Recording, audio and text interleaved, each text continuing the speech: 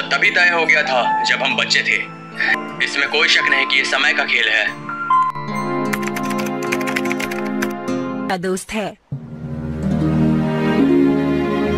अरे ये लड़का, जब हम बहुत छोटे थे तो ये मुझसे बहुत दूर चला गया था, लेकिन मुझे यकीन है कि ये एक दिन जरूर वापस आएगा। तुम्हें पता है, इससे अच्छा दोस्त मुझे आज तक नहीं मिला नोबिता।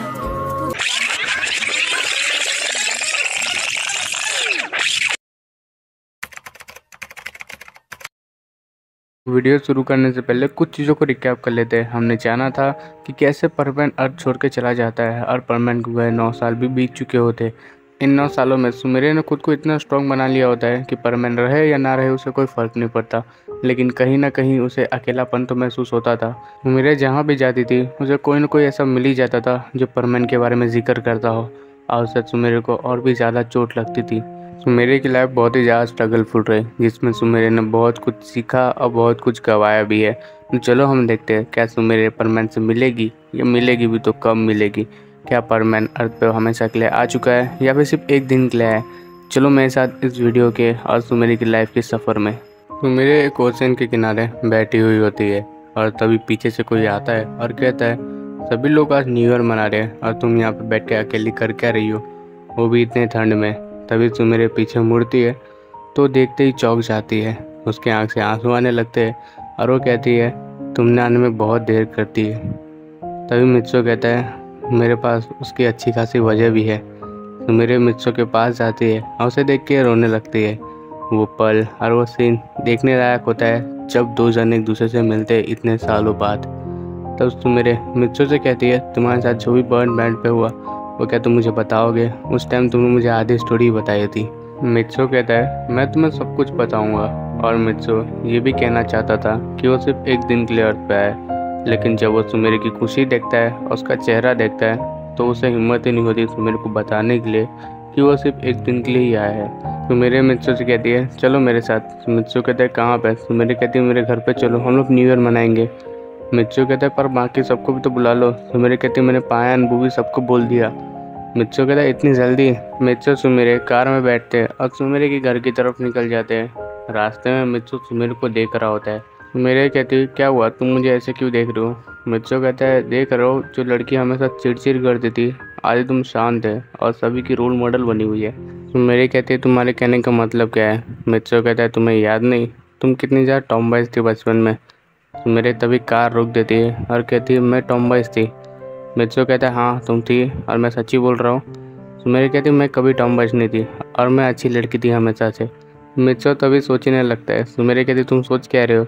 मित्सो कहता है, सोच रहा हो कि तुम अच्छी थी भी या नहीं थी। सुमेरे कहती है, काम करोगे मित्सो?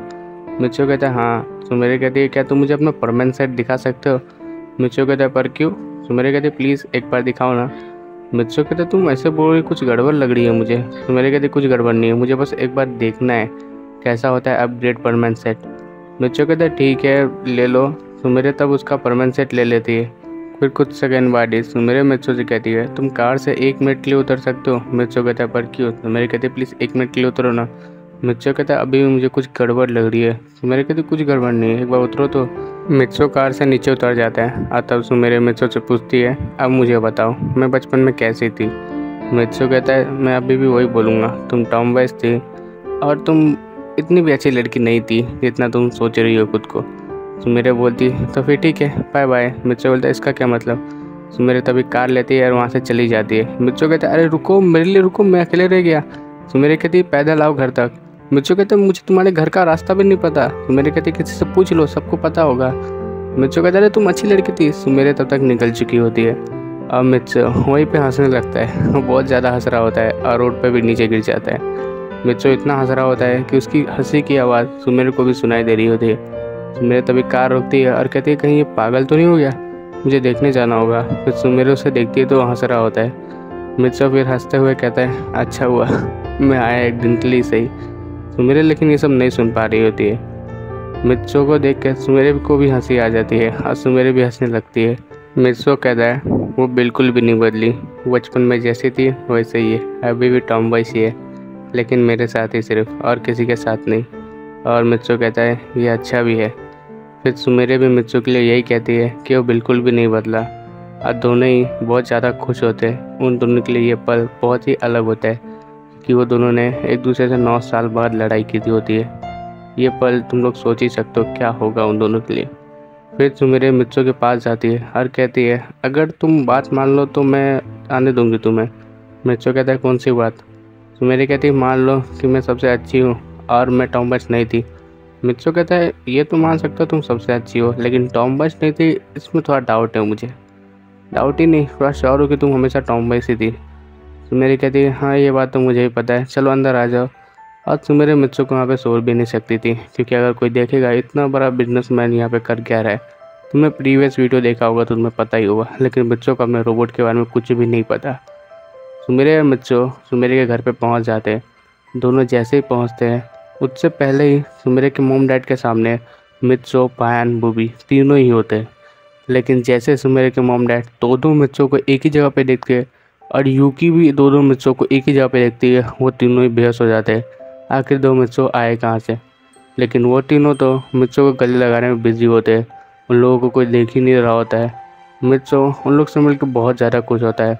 आखिरकार सभी लोग अपने दोस्त से इतने सालों बाद मिल रहे होते, लेकिन क्या ये खुशी हमेशा के लिए है।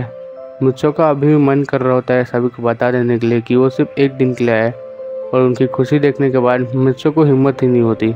सुमिरे अपने मॉम डैड और यूकी को उठाती है और उन्हें सारी कहानी बताती है, परमैन से जाने से लेके आने तक की पूरी कहानी।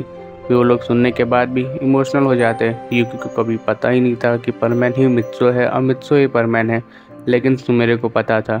सुमिरे की मॉम ये देख के बहुत ही ज़्यादा खुश होती है कि सुमिरे जिसके लिए इतने सालों से इंतज़ार कर रही थी आखिरकार वो आ गया।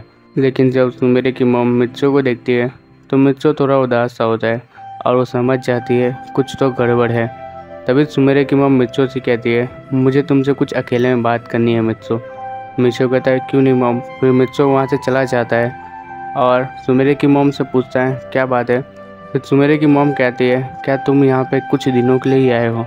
मित्सो ये सुनने के बाद ही चौंक जाता है और वो धीरे आवाज़ में कहता है ये बात अब सुमिरे को नहीं बताएंगे ना। सुमिरे की मॉम कहती है तो फिर मैं सही थी, तुम यहाँ पे सिर्फ कुछ दिनों के लिए आए हो। मित्सो कहता है हाँ मुझे सिर्फ एक दिन के लिए छुट्टी मिली है। मैंने बहुत कोशिश की पर वो तो मुझे आने भी नहीं दे रहे थे, लेकिन अचानक से मुझे एक दिन की छुट्टी मिल गई और मैं यहाँ पे आ गया। लेकिन अब मैं हिम्मत नहीं कर पा रहा हूँ किसी को भी बताने के लिए कि मैं सिर्फ एक दिन के लिए आया हूँ। सुमिरे के चेहरे की खुशी बार बार मुझे एहसास दिला रही है कि मैं उसका गुनहगार हूँ। सुमिरे की मॉम कहती है तुम उसके ही नहीं बाकी सबके भी गुनहगार हो। तुमने उन सबके चेहरे की खुशी छीन ली थी। अब क्या तुम्हारे अंदर इतनी हिम्मत है तुम उन सबको बता सको कि तुम सिर्फ एक दिन के लिए आए हो। उन सबके चेहरे की खुशी को देखो, उन लोग को ऐसा लग रहा है कि उनका सपना पूरा हो गया। 9 साल बाद वो लोगों ने अपने आप को इतना खुश देखा है। क्या तुम्हारे अंदर हिम्मत है कि तुम उन सबको बता पाओगे। चलो इन सबको छोड़ दो, क्या तुम सुमेरे को ही बता पाओगे कि तुम सिर्फ एक दिन के लिए आए हो। मित्सो कहता है मेरे अंदर कभी इतनी हिम्मत नहीं थी। मित्सो कहता है ये बात मैं सुमेरे को ज़रूर बताऊंगा, लेकिन ऐसे बताऊंगा जिससे उसे तकलीफ भी नहीं होगी और बाकी सबको भी नहीं।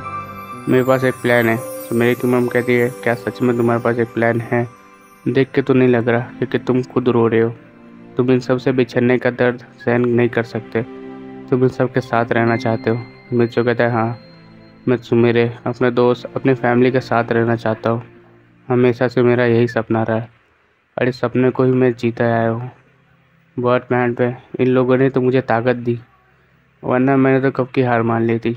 ऐसे समय भी आए जहाँ पे मेरी मौत मेरे सामने थी। तभी पीछे से सुमेरे की आवाज़ आती है और वो कहती है क्या तुम्हारी मौत तुम्हारे सामने थी, इसका क्या मतलब हुआ। तुम्हें कुछ हुआ तो नहीं ना। मित्सो कहता है तुमने कुछ सुना तो नहीं ना। सुमेरे कहती है मैंने सुन लिया। तुम कह रहे हो तुम्हारी मौत सामने थी, क्या इसका मतलब है। मित्सो कहता है इसका कुछ मतलब नहीं है, मैं बस एक बार मरने वाला था पर मैं ठीक हूँ अब। उस टाइम एक जंग में मेरी ऐसी हालत हुई थी, लेकिन अब मैं तुम्हारे सामने हूँ तो तुम डर क्यों रही हो। सुमेरे कहती है हाँ पर फिर भी मुझे डर लग रहा है। तुम वापस तो बर्डमैन पे नहीं जाओगे ना मित्सो मुझे छोड़ के। क्या तुम बर्डमैन पे वापस जा रहे हो। तुम रो रहे हो क्यों मित्सो। मित्सो कहता है मैं बर्डमैन पे वापस नहीं जा रहा हूँ। सुमेरे मित्सो को गले लगा लेती है वही सबके सामने। मित्सो कहता है सुमेरे तुम क्या कर रही हो, सब हमें देख रहे। सुमेरे कहते मुझे कोई फर्क नहीं पड़ता। तभी मित्सो भी सुमेरे को गले लगा लेता है और वो मन ही मन कहता है काश ऐसा होता कि मैं बर्डमैन पे हमेशा रह पाता, लेकिन ऐसा लग रहा है ये इम्पॉसिबल है। पता नहीं हम दोनों की किस्मत में क्या लिखा है, क्या हम कभी मिल पाएंगे भी या नहीं, क्या मैं अपनी फैमिली से दोबारा मिल पाऊंगा। ये सवाल मुझे आज भी दर्द देता है। ऐसे ही समय बीतता रहता है और सभी लोग बैठ के बातें करने भी लगते हैं। बातें करते करते उन लोगों को कभी पता ही नहीं चलता कि कब रात हो चुकी होती है। उन सभी का डिनर बन चुका होता है तो सभी लोग आज उसी जगह पे रुकने वाले होते हैं, यानी सुबेरे के घर पे। सभी लोग अपना अपना डिनर करते हैं और सोने के लिए चले जाते हैं।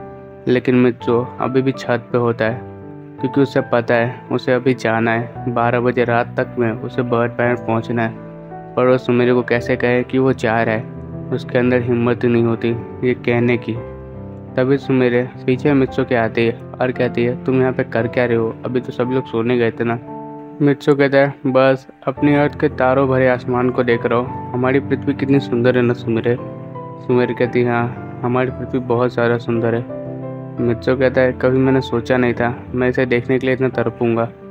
सुमेरे कहती है, तुम ऐसी बातें क्यों कर रहे हो, तुम बहुत अजीब बातें कर रहे हो। मित्सो कहता है, बस ऐसे ही मेरा मन किया बोलने का।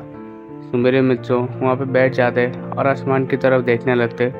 वो दोनों एक दूसरे से काफ़ी बातें करते वहाँ पे, और वो पल सुमेरे के लिए बहुत अच्छा पल होता है। लेकिन मित्सो सोचने लगता है, अब वो वक्त आ गया जब मुझे जाना है। तभी मित्सो वहाँ से उठता है और जाने लगता है। सुमेरे कहती, तुम कहाँ जा रहे हो अचानक से।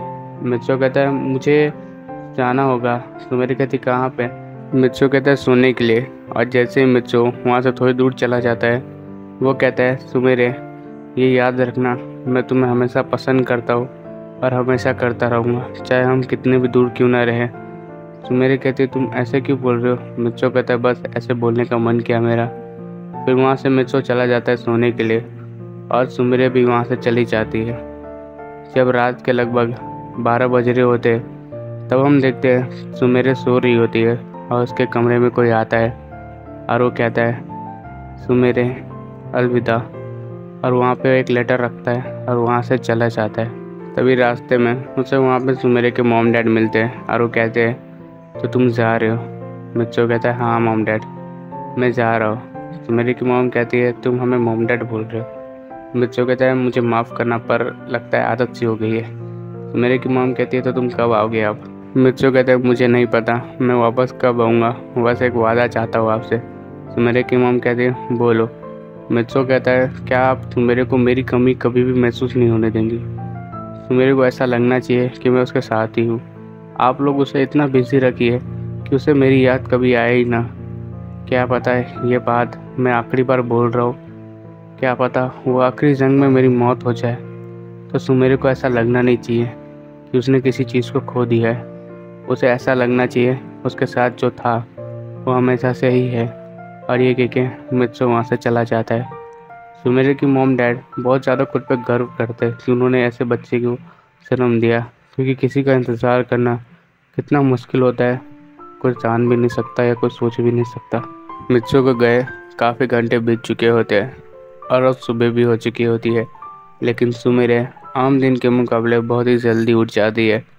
वो उठते ही मित्सो के कमरे में जाती है तो देखती है मित्सो वहाँ पे नहीं है। वो अपने मॉम डैड से भी पूछती है और वो इस तरह पूछ रही होती है कि उसके मॉम डैड के आंख में आंसू आ जाते और वो कुछ कह भी नहीं पा रहे होते कि वो कहे तो कहे क्या। सुमेरे हर जगह पे ढूंढने लगती है मित्सो को, पर मित्सो उसे कहीं भी नहीं मिलता और सुमेरे को अब डर लगने लगा होता है कि कहीं मित्सो वापस बर्ड मैट तो नहीं चला गया। सुमेरे जब थक जाती है तो वो अपने कमरे में जाती है तो वो देखती है वहाँ पे एक लेटर रखा हुआ है और उसके मॉम डैड वहीं पे आ जाते हैं। उसके मॉम डैड नहीं चाहते थे कि उसे पता चले।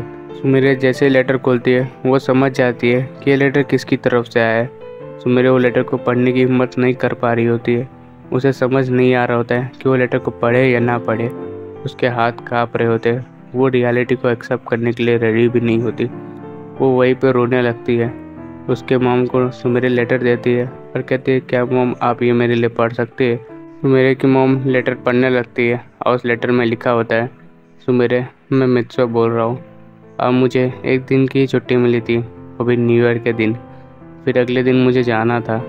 मुझे माफ़ करना, मैंने तुम्हें इसके बारे में कुछ भी नहीं बताया। और ये बात कभी मत भूलना, मैं तुमसे हमेशा प्यार करता रहूँगा। भले हम एक दूसरे से कितने भी दूर हो, पर एक दूसरे को फील तो करते हैं ना। बाय सुमेरे। फिर वहाँ से वो लेटर ख़त्म हो जाता है। मित्सो ने लेटर में ज़्यादा कुछ नहीं लिखा होता है। सुमेरे अपने मॉम डैड से कहती है तो फिर वो चला गया। उसकी मॉम कहती है हाँ।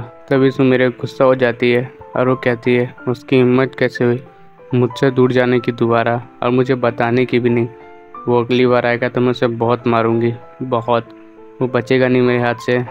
उस पागल को मैं छोड़ूंगी नहीं। और ये कह के सुमेरे वहाँ से अपने स्टडी रूम की तरफ चली जाती है। और सुमेरे की ये हालत उसके मॉम डैड से देखी नहीं जा रही होती है। ये सब बाकी सब लोगों ने भी सुन लिया होता है। पायन, बूबी, मित्सो के रोबोट और यूकी ने भी। उन सबको सुमेरे के लिए बुरा लग रहा होता है और सुमेरे की हालत इस वक्त किसी को बताई भी नहीं जा सकती, ऐसी होती है। सुमेरे अपने स्टडी रूम में पहुंचते ही दरवाज़ा बंद करती है और बैठ जाती है और कहती है तुम मुझसे दूर क्यों चले जाते हो हमेशा? क्या मैं कभी तुमसे मिल पाऊंगी दोबारा? मुझे हमेशा डर लगा रहता है कहीं तुम जंग में मारे न जाओ। तुमने मुझे गुड बाय भी नहीं कहा सही से मित्सो। तुम बहुत बुरे हो। अगली बार तुम आओगे तो मैं तुमसे बात भी नहीं करूँगी। क्या पता तुम अगली बार आए भी नहीं। फिर वहाँ से सुमेरे बहुत ज़ोर ज़ोर से रोने लगती है और उसके रोने की आवाज़ पूरे कमरे से और पूरे घर में गूंज रही होती है। सुमेरे के मॉम डैड बाकी सब भी रोने लगते हैं। तो इसका पार्ट और नहीं पे एंड करते हैं। या इसको मैंने दो पार्ट में बनाया है, एक पहला 15 मिनट का और दूसरा 15 मिनट का। फिर उसके बाद हम इसे एंड करेंगे और इसका सीज़न 2 देखेंगे। इसका सीज़न 3 भी है क्योंकि कहानी बहुत लंबी है तो मैंने इसे सीज़न में डिवाइड कर दिया है। और टेंशन भी मत लो कि इसका जल्दी वीडियो नहीं आएगा, इसका ही अगला वीडियो होने वाला है क्योंकि मैं इसके फर्स्ट सीज़न को जल्दी एंड करना चाहता हूँ ताकि मैं किसी और स्टोरी को शुरुआत दे सकूँ। ओके, मिलते हैं अगली वीडियो में। Take care and bye bye. Channel पर नए चैनल को सब्सक्राइब कर लो, वीडियो को लाइक करना भूलना मत। Bye bye.